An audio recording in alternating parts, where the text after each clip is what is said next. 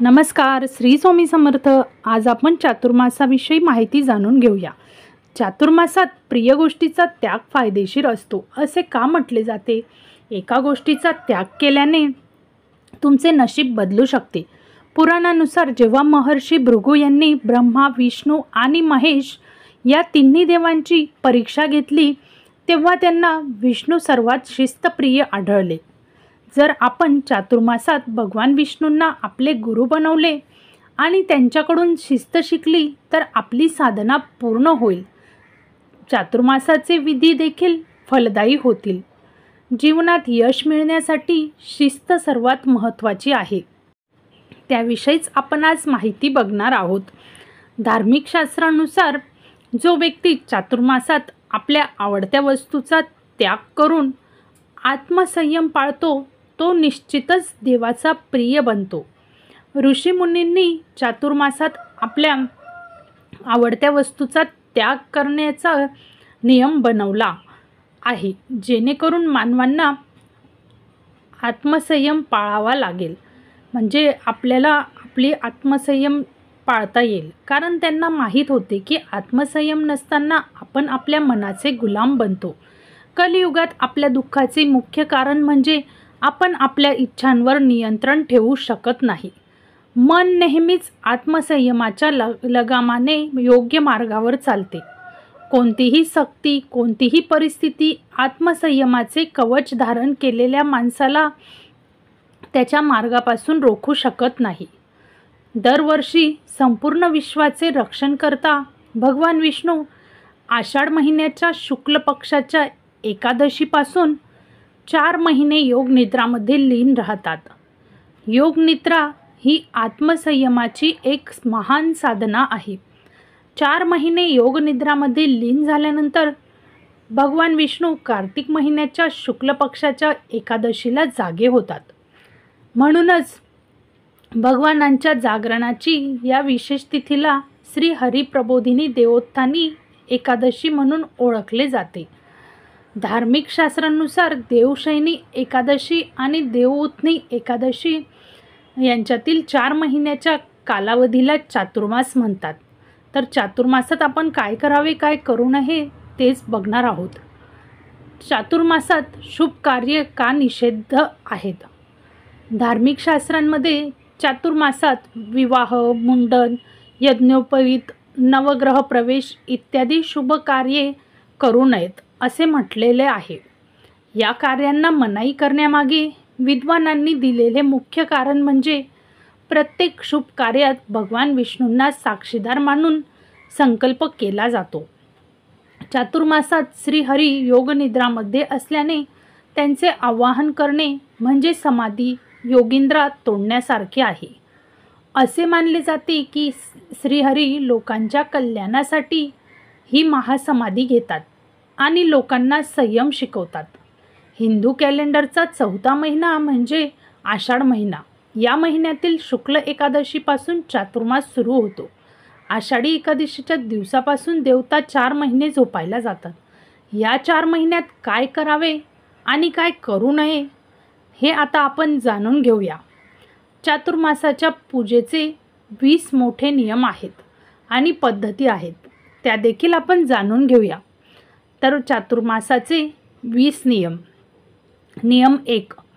4 महिने दिवसातून फक्त एकच जेवण खा. म्हणजे तुम्ही कुठलीही एक भाजी, चपाती, भाकरी ठरवून खाऊ शकतात. नियम 2. या काळात व्यक्ती फक्त जमिनीवर किंवा जमिनीवर झोपते. नियम 3. या काळात राजसिक आणि तामसिक अन्नपदार्थ सोडून द्या. नियम नंबर 4. 4 महिने ब्रह्मचर्य पाळावे. नियम 5. दररोज चांगली आंघोळ करा.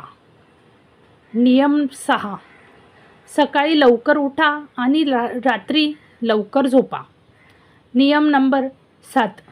तुमच्या क्षमतेनुसार दान करा. म्हणजे तुमची जेवढी इच्छा आहे, क्षमता आहे त्यानुसार तुम्ही दान करू शकतात.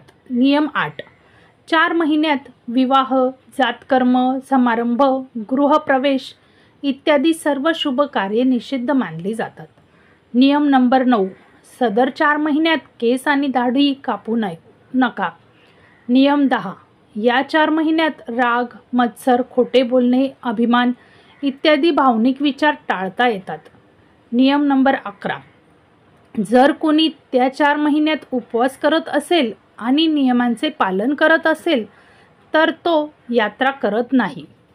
नियम नंबर 12. या 4 महिन्यात निरर्थक गप्पा, निरर्थक गोष्टी, गप्पा, मनोरंजन इत्यादी गोष्टी सोडून द्या. नियम नंबर 13. बहुतेक वेळा गप्प राहा, म्हणजे तुम्ही जास्तीत जास्त करून कमी बोलण्याचा प्रयत्न करा. नियम नंबर 14. संतांसोबत सत्संगाचा लाभ घ्या. नियम नंबर 15. दररोज संध्याकाळची प्रार्थना करा. नियम नंबर 16. दररोज भगवान विष्णूचे ध्यान करा. नियम नंबर 17. संत योग, तप आणि ध्यान करतात, तर सामान्य लोक भक्ती आणि ध्यान करतात. नियम नंबर 18. पवित्र धागा घाला किंवा नूतनीकरण करा, म्हणजे जी मौली वगैरे तुम्हाला हातामध्ये वगैरे घालायचं असेल तर घालू शकतात. नियम नंबर 19. उपवास मोडू नये. जर तुम्ही नियमांचे पालन करू शकत असाल तरच चातुर्मास साजरा करावा, म्हणजे तुम्हाला जे नियम शक्य होत असतील तेव्हाच तुम्ही ते नियम करा. नियम 20. विष्णूसोबत लक्ष्मी, शिव, पार्वती, गणेश, पितृदेव, कृष्ण, राधा आणि रुक्मिणी यांची पूजा करावी. इष्टदेवाच्या पूजेची पद्धत. 1. पूजेमध्ये पवित्रता आणि सात्विकतेला विशेष महत्त्व आहे. या दिवशी सकाळी स्नान आणि ध्यान केल्यानंतर भक्त देवाचे स्मरण करतात आणि उपवास करतात आणि स्तोत्रे करतात, देवाची पूजा करतात. नियम 2. तुमची दैनंदिन कामे पूर्ण केल्यानंतर तुमच्या आवडत्या देवतेची किंवा तुम्ही ज्या देवतेची पूजा करत आहात त्याची मूर्ती किंवा चित्र लाल किंवा पिवळ्या कापडाने झाकलेल्या लाकडी फळीवर ठेवा. मूर्तीला अंघोळ घाला आणि जर चित्र असेल तर ते पूर्णपणे स्वच्छ करा. 3. पूजेदरम्यान देवतांसमोर धूप आणि दिवे लावावेत. देवतांसाठी लावलेले दिवे कधीही स्वतःहून विझवू नयेत. 4. देवतांच्या कपाळावर हळदी, कुंकू, चंदन आणि तांदूळ लावा. नंतर त्यांना हार आणि फुले अर्पण करा. नंतर त्यांची आरती करा. पूजेदरम्यान अनामिका म्हणजे करंगळीजवळील जे बोट असते, तिसरे बोट, त्याने सुगंध म्हणजे चंदन, कुंकू, अबीर, गुलाल, हळद, मेहंदी जे काही तुम्हाला लावायचं असेल ते लावा. पूजा केल्यानंतर प्रसाद किंवा नैवेद्य अर्पण करा. नैवेद्यात मीठ, मिरची आणि तेल वापरले जात नाही, हे लक्षात ठेवा. प्रत्येक ताटावर तुळशीचे पान ठेवले जाते. शेवटी आरती करा. कोणत्याही सणाच्या दिवशी किंवा दररोज कोणत्याही देवी किंवा देवाची पूजा केली जात असेल तर पूजा आरती करून आणि नैवेद्य अर्पण करून संपते. तर अशा पद्धतीने तुम्ही चातुर्मासात नियम पाळू शकतात आणि तुम्हाला ज्या काही देवतांची उपासना करायची आहे त्या देवतेची तुम्ही उपासना करू शकतात.